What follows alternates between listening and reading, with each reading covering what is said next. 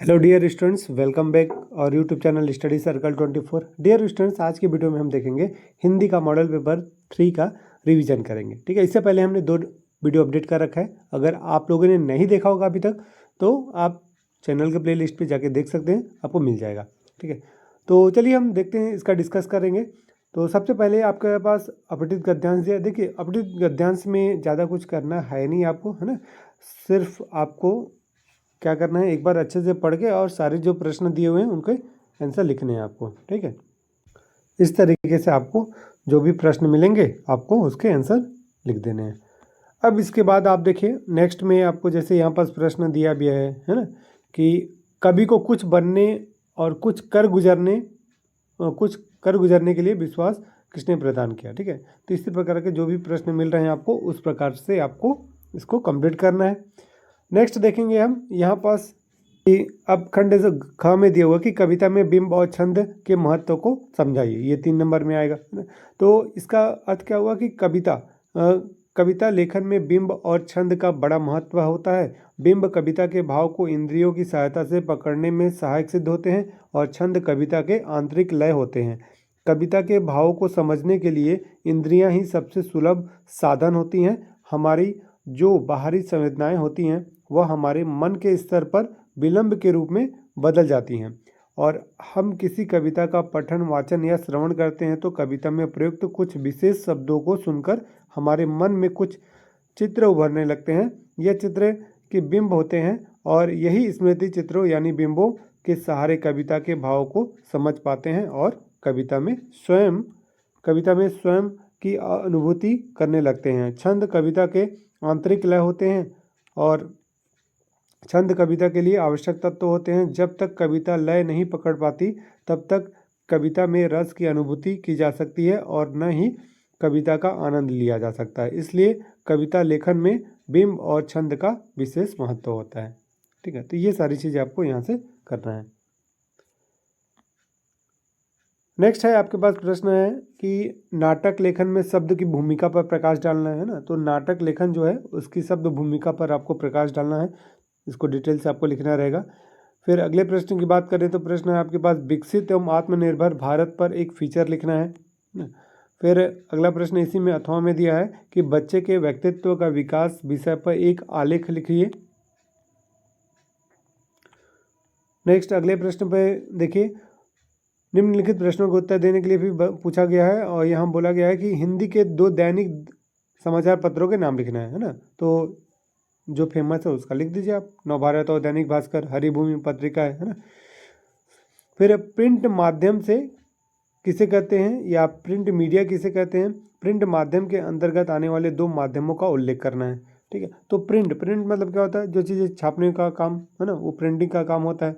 तो इस प्रकार से प्रिंट मीडिया के अंतर्गत आने वाले जो समाचार पत्र हो गए, पत्रिका मुद्रण हो गया, है ना, तो इसको आप लिख सकते हैं। फिर आता है नेक्स्ट प्रश्न, देखिए फ़ोन इन से आप क्या समझते हैं, है ना। फ़ोन इन, तो इसके अंतर्गत एंकर रिपोर्टर से फ़ोन पर बात करके सूचनाएं दर्शकों तक पहुंचाते हैं। रिपोर्टर घटना स्थल पर उपस्थित होते हैं और वहां से ताज़ा सूचनाएं भेजता रहता है। ठीक है, तो ये हो गया। अब ये देख लीजिए, दिया हुआ है कि परीक्षा अवधि में डीजे का प्रयोग बंद कराने हेतु अपने जिले के कलेक्टर को नागरिकों की ओर से आवेदन पत्र लिखिए। ठीक है, ये 2024 में आया हुआ था, ये 2026 में भी चांसेस है आने के, तो इसको आप अच्छे से कर लीजिएगा। यानी परीक्षा काल में ध्वनि विस्तारक यंत्र पर प्रतिबंध लगाने हेतु आवेदन पत्र, तो इसके लिए हम कलेक्टर को ही पत्र लिखते हैं। ठीक है, तो इस प्रकार से आप लिख सकते हैं यहाँ से। फिर नेक्स्ट आप देखिए, अब इसके बाद एक और यहाँ से पत्र मिल जाएगा। पत्र क्या है आपके पास कि अमानक व अव्यवस्थित सड़क निर्माण से हो रहे सड़क दुर्घटनाओं की ओर ध्यान आकर्षण करने हेतु पत्र लिखना है। ओके, फिर अब आपको निबंध मिलेगा। निबंध में देख लीजिए, भारतीय नारी का महत्व दिया हुआ है, विद्यार्थी और अनुशासन है, और अंतरिक्ष विज्ञान और भारत, और जहाँ चाह वहाँ रहा। तो इन सब पर आपको निबंध आप खैर एक बार देख लेंगे तो आप ये तो खैर बना के ही लिखना, कोई दिक्कत नहीं है। अगर आपको याद नहीं है तो बना के लिख सकते हैं, है ना। फिर यहाँ पास काव्यांश पर आधारित प्रश्नों के उत्तर आपको देखने को मिलेंगे, जो कि आपको अपने शब्दों में लिखने हैं। फिर यहाँ देखिए आपके पास और प्रश्न मिलेगा जो कि गीता के अंतर्गत दिया हुआ है, तो आप इसे कंप्लीट करना है आपको। फिर अधोलिखित गद्यांश को पढ़कर संबंधित प्रश्नों का उत्तर देना है। फिर से एक आपको यहाँ गद्यांश मिलेगा जिसके प्रश्न दिए हैं उसके आंसर आपको लिखने होंगे।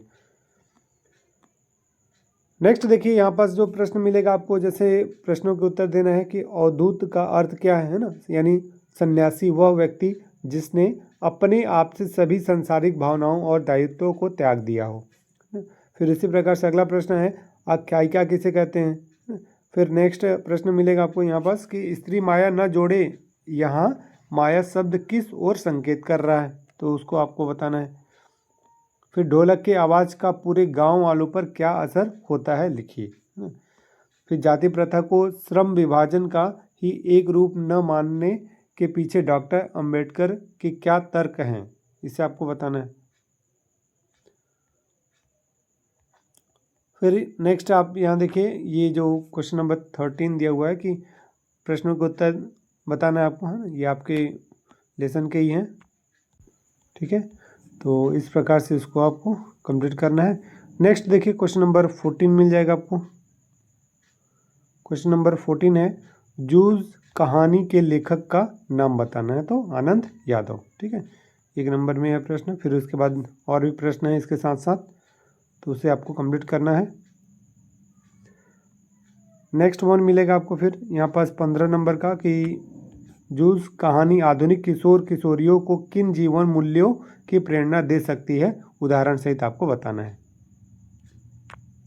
तो विथ एग्जाम्पल आपको यहाँ पास इसके देना है, ठीक है। नेक्स्ट अब देखिए इसी में अथवा जो प्रश्न दिया हुआ सिंधु घाटी सभ्यता में खेती का उन्नत रूप देखने को मिलता है, क्या आप इस कथन से सहमत हैं, उल्लेख करना है इसका।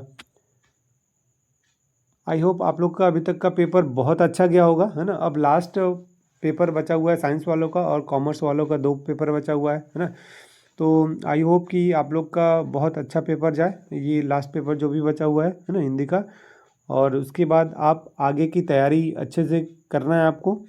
तो किस किस का आप तैयारी करना चाहते हैं ये भी आप बता सकते हैं, तो उसके अनुसार आपको सारी चीज़ें स्टडी मटेरियल प्रोवाइड कराने की कोशिश करेंगे, ठीक है। तो ये सारी चीज़ें आप कंप्लीट यहाँ से कर लीजिएगा। तो आज के वीडियो में इतना ही, मिलते हैं हम नेक्स्ट वीडियो में, तब तक के लिए thank you and good luck.